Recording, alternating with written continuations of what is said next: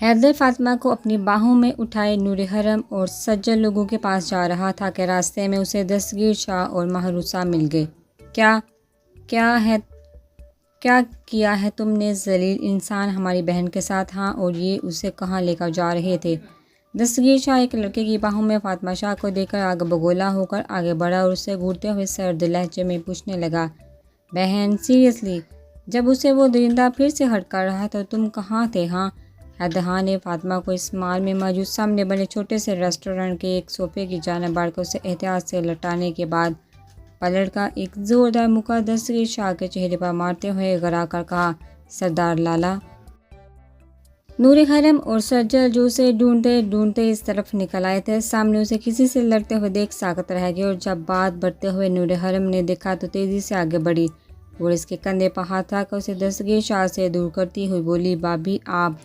جب دستگیر شاہ کی نظر نور حرم پر پڑی تو وہ اس سے پکار اٹھا، آپ کون ہیں اور ہمیں بھابھی کیوں کہہ رہے ہیں؟ نور حرم اس دن گاؤں میں بے ہوش تھی، وہ صرف شہریار کے علاوہ شاہ حویلی کے لوگوں کے بارے میں ابھی تک نہیں جانتی تھی، ورنہ وہ دستگیر شاہ کو دیکھتے ہی پہچان جاتی۔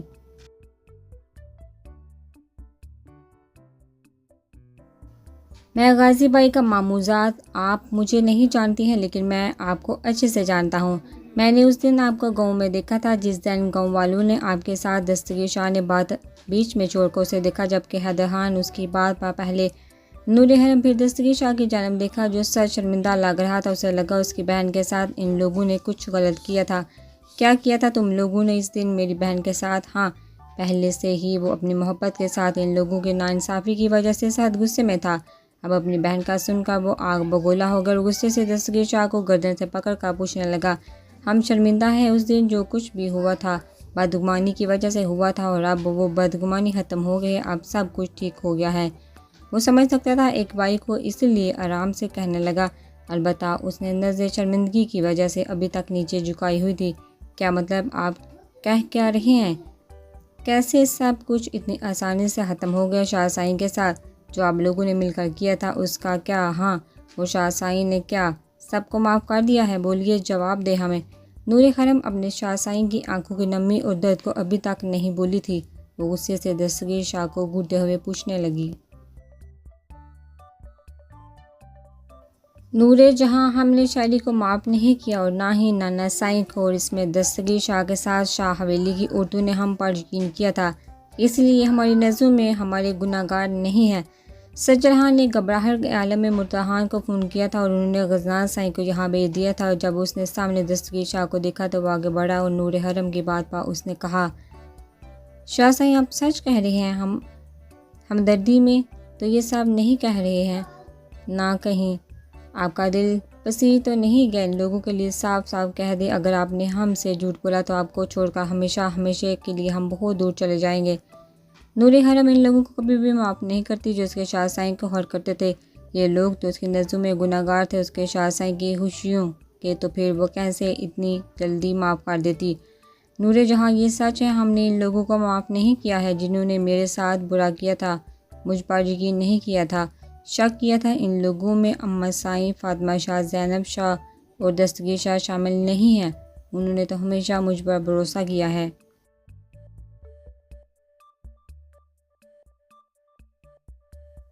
وہ آگے بڑھا اور دستگیر شاہ کو گلے سے لگا کر کہنے لگا، کیونکہ وہ اچھے سے جانتا تھا کہ اماں سائیں اور اس کی دونوں کزن نے اس کے لیے بہت دعائیں کی تھی، اور دستگیر شاہ کے تڑپنے کے قصے وہ سالار شاہ سے اس کال کوٹری میں سنتا تھا کہ وہ کیسے اس کے لیے تڑپتا ہے، وہ روز اس کی حالت کے حوالے سے سالار شاہ سے پوچھتا تھا، اسے سب کچھ سالار شاہ نے بتایا تھا، اس لیے وہ ان سب سے اتنا ہی پیار کرتا تھا جتنا اپنے بابا سالار شاہ سے کرتا تھا۔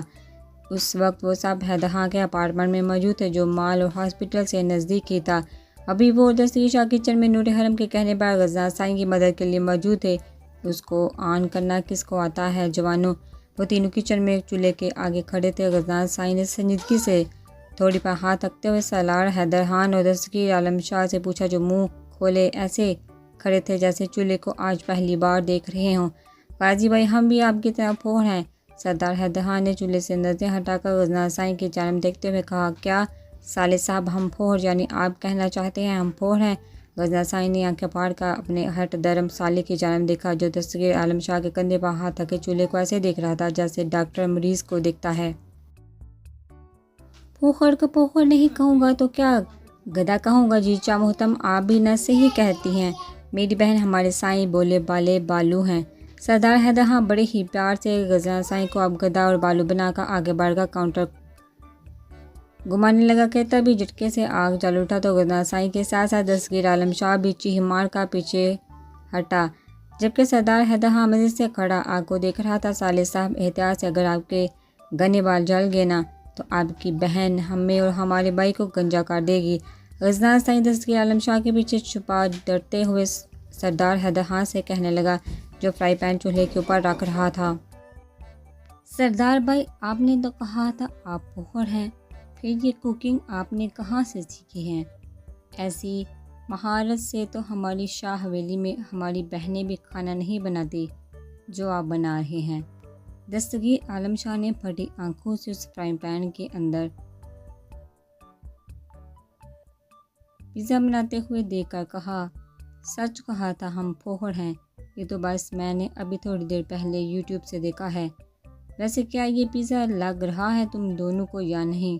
وہ نور حرم کو بہلانے کے لیے یوٹیوب سے یہ ریسپی نکال کر بنا رہا تھا، ورنہ اسے کھانا بنانے کا کب آتا تھا؟ غزناسائی اور دستگیر عالم شاہ آگے بڑھ کر فرائی پین کے اندر جھانک کر دیکھنے لگے کہ آیا وہ پیزا بنانے میں کامیاب ہوا ہے یا نہیں۔ مگر پیزے کے بجائے ایک عجیب قسم کی شکل کا پیزا دیکھ کر وہ دونوں ڈر گئے، کیونکہ ایک تو انڈا جل کر سیاہ ہو چکا تھا، اوپر سے سردار حیدر خان کا نقشہ جیسے، جسے دیکھ کر دونوں کا ترا نکل گیا۔ لیکن ہمیں نہیں لگتا آپ پوخر ہیں سالے صاحب۔ غزناسائی کو یکدم سے شک ہو گیا اپنی بیوی کے بھائی پر، کیونکہ جس طرح حیدر خان نے بہادری سے چولہا جلایا تھا، اس سے تو ظاہر ہو رہا تھا کہ وہ کھانا پکانا اچھے سے جانتا ہے۔ جیجا جی، آپ بہت تیز ہیں، حیدر خان نے غزناسائی شاہ کو منیحیزی سے دیکھتے ہوئے کہا۔ فرائی پین میں 2-3 انڈے ڈال کر فرائی پین سنک پر رکھ کر اچھے سے دھونے کے بعد وہ چولہے کی طرف بڑھا اور فرائنگ پین رکھ کر ایک باؤل میں پیاز ٹماٹر کاٹ کر انڈے پھیرنے لگا اور پھر مہارت سے ان امیزے کو فرائی پین میں ڈال کر فرائی کرنے لگا۔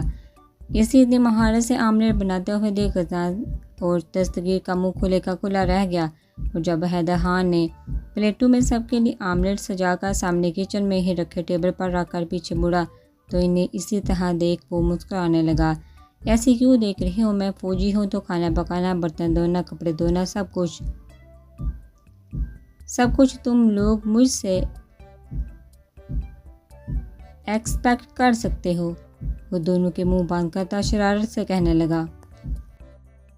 تبھی وہاں نور حرم اور سجل محروسہ شاہ فاطمہ شاہ آ کر ڈائننگ ٹیبل پر بیٹھ گئی تو حیدر خان نے فاطمہ شاہ کو بغور دیکھا جو اس گھر میں بے سکون لگ رہی تھی۔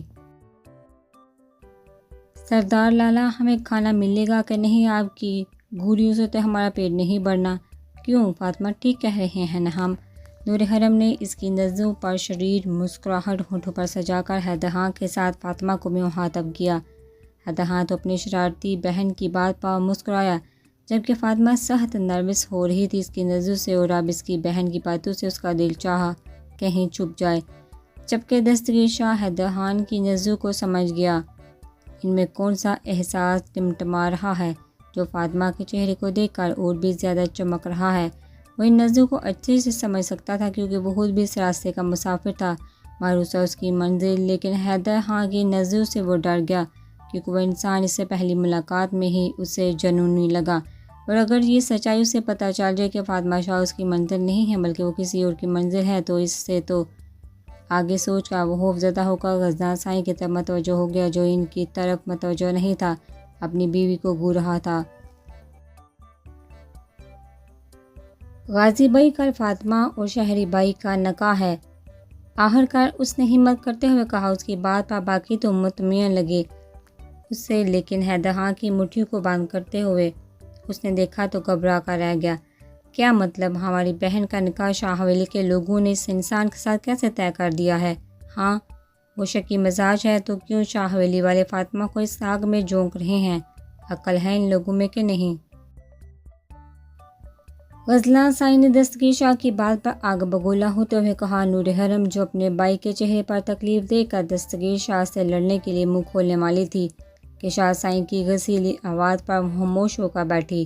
اب وہ مطمئن تھی کیونکہ اب اس کا شاہ سائی کے ہوتے ہوئے اس کے بھائی کے ساتھ ناانصافی نہیں ہوگی۔ غازی بھائی، یہ فاطمہ کا بھی فیصلہ ہے۔ دستگیر شاہ نے دوسرا دھماکہ کیا، جسے سن کر ساکت نظر سے حیدر خان نے فاطمہ شاہ کی جانب دیکھا جو نظر فرش پر گرا ان کی باتیں سن رہی تھی۔ کیا یہ سچ ہے فاطمہ دی؟ آپ خوش ہیں شہری کے ساتھ نکاح کرنے کے لیے؟ غزنان سائی نے سنجیدگی سے فاطمہ سے پوچھا تو حیدر خان کے ساتھ سب اس کی طرف دیکھنے لگے۔ جی بھائی، میں خوش ہوں، فاطمہ لرزتی آواز میں بولی، کیونکہ وہ سامنے بیٹھے شخص کی نظروں سے ڈر رہی تھی۔ اس کی نظروں کے سلگتے الاؤ سے لرز رہی تھی۔ حیدر خان اس کی بات پر غصے سے اٹھا اور لمبے لمبے ڈاک برتا وہاں سے نکلتا چلا گیا، جبکہ نور حرم غصے سے اپنی مٹھیاں کس رہی تھی۔ اپنے بھائی کی تکلیف سے وہ سلگ رہی تھی۔ ہم یہاں آپ لوگوں سے اپنے بھائی کا رشتہ جوڑنے آئے ہیں۔ اپنی نند فاطمہ کے ساتھ آپ لوگ مانتے ہیں تو ٹھیک، ورنہ ہمارے پاس دوسرا حل موجود ہے۔ اسے اٹھوانے والا سمجھے آپ سب، اور مسٹر لنگور، آپ ہمیں غزنان شاہ مت سمجھیے گا۔ ہم ایک چلتی پھرتی خطرناک دہشت ہیں، ہم آپ کو برباد بھی کر سکتے ہیں۔ نور حرم سنجیدگی سے شاہ حویلی کے سبھی لوگوں کو گھورتی ہوئی بولی، ایسا لگ رہا تھا وہ یہاں فاطمہ شاہ کا ہاتھ مانگنے نہیں بلکہ اسے اس حویلی کے لوگوں سے چھیننے کے لیے آئی ہے۔ سچ بھی یہی تھا، وہ یہاں اپنی بائی کی خوشیوں کے لیے اس حویلی والوں سے بھیک مانگنے نہیں بلکہ ان کی بیٹی کو چھیننے کے لیے آئی تھی، وہ بھی غزلان سائی سے چھپ کر، شاہ حویلی والوں کے لیے ایک ولن بن کر۔ بھابھی، میں آپ کی عزت صرف اور صرف غازی کی وجہ سے کر رہا ہوں، ورنہ آپ کی اس بات پر میں آپ کو ابھی دھکے دے کر باہر نکالتا۔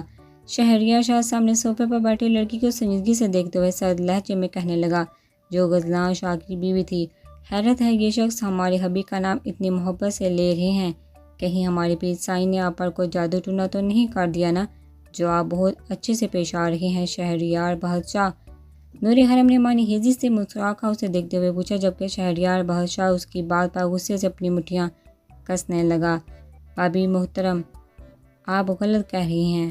وہ غصے سے ہوتا چلا اٹھا۔ غلط تو آپ کر رہے ہیں سالے صاحب، ہم پہلی بار اپنے لاڈلے شوہر کے گھر میں آئے ہیں اور آپ نے تو جھوٹے منہ نہ ہمیں سموسے کا پوچھا نہ لسی کا۔ نور حرم نے شرارت سے ایک آنکھ دبا کر اسے دیکھتے ہوئے کہا، نہیں بالکل بھی نہیں، ہم تو بالکل ٹھیک کر رہے ہیں۔ غلط تو آپ سب کر رہے ہیں ہمارے بھائی کے ساتھ، اسے ہماری بھابھی سے جدا کر کے۔ اگر آپ لوگوں نے انکار کیا تو ہم اس لنگور سے تو اپنے بھابھی کی شادی تو بالکل بھی نہیں ہونے دیں گے۔ جتنی کوشش کرنی ہے کر کے دیکھ لیں، ہوگا تو وہی جو ہم چاہتے ہیں۔ وہ سب پر نظر ڈالتی ہوئی سادگی لہجے میں کہنے لگی، بچے ہم بات نہیں مان سکتے کیونکہ کار بڑھ چکے ہیں اور نکاح کل ہے تو یہ ناممکن ہے، معذرت۔ عباس شاہ نے سنجیدگی سے نور حرم کی جانب دیکھتے ہوئے کہنے لگے، اور وہ صحیح کہہ رہے تھے کیونکہ کارڈ بڑھ چکے تھے اور نکاح کل تھا تو وہ اتنی جلدی یہ سب کچھ نہیں کر سکتے تھے، اور انہیں اپنے نواسے کی بیوی کے بھائی سے زیادہ اپنا پوتا بھروسہ مند لگ رہا تھا۔ مگر نور حرم تو یہ سب سن کر بھڑک اٹھی، ٹھیک ہے، اب جنگ چاہتے ہیں، ہم جنگ کریں گے، اس بار یہ گاؤں اور یہ حویلی نہیں، ہم جیتیں گے، سننا، ہم جیتیں گے۔ نور حرم غضبناک نظروں سے عباس شاہ اور شہریار بخش شاہ کی جانب دیکھتی ہوئی جنگ کا اعلان کر کے سجل کو اشارہ کرتی اٹھی اور غصے سے وہاں سے نکلی۔ اس کے پیچھے سجل ہاں باغی جو غصے سے آگے بڑھ رہی تھی۔ دولہا بھاگ گیا، اب کیا ہوگا؟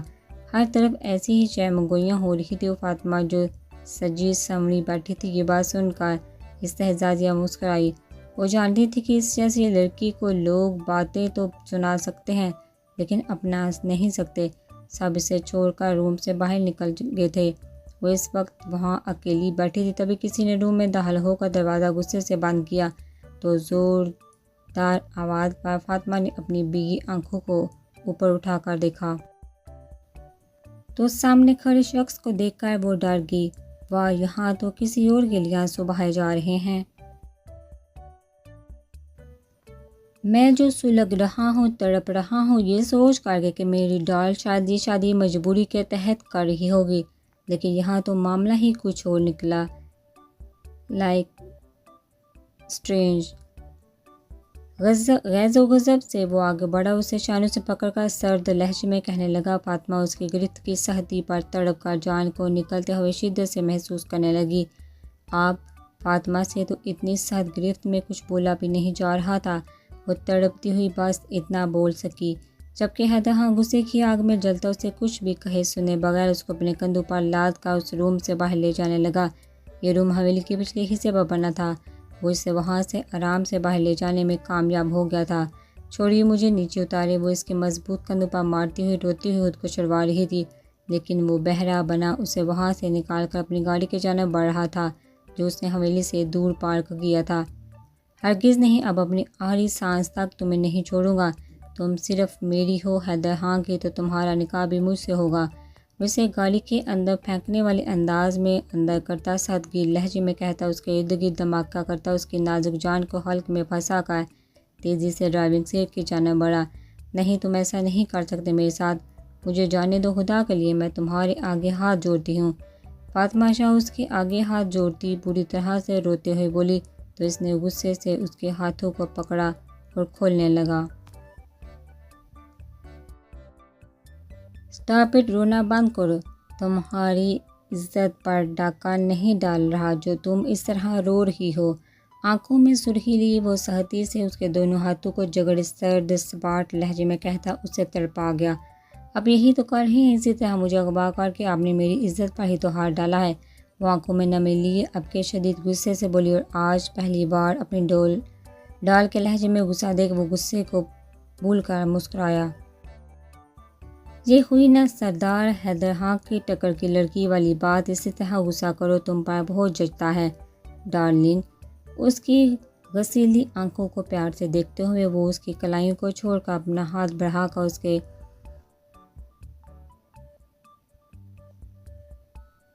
پھسل رہے سرخ آنچل کو درست کرنے لگا۔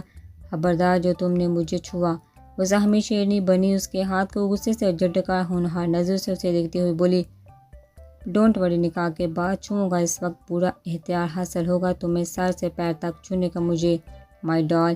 مالی ہیزی سے کہتا وہ اسے چھوڑ کر گاڑی اسٹارٹ کرنے لگا۔ فاطمہ اس بدلحاظ بدتمیز شخص کی باتوں پر سلگتی نظروں سے اسے صرف گھور کر رہ گئی تھی۔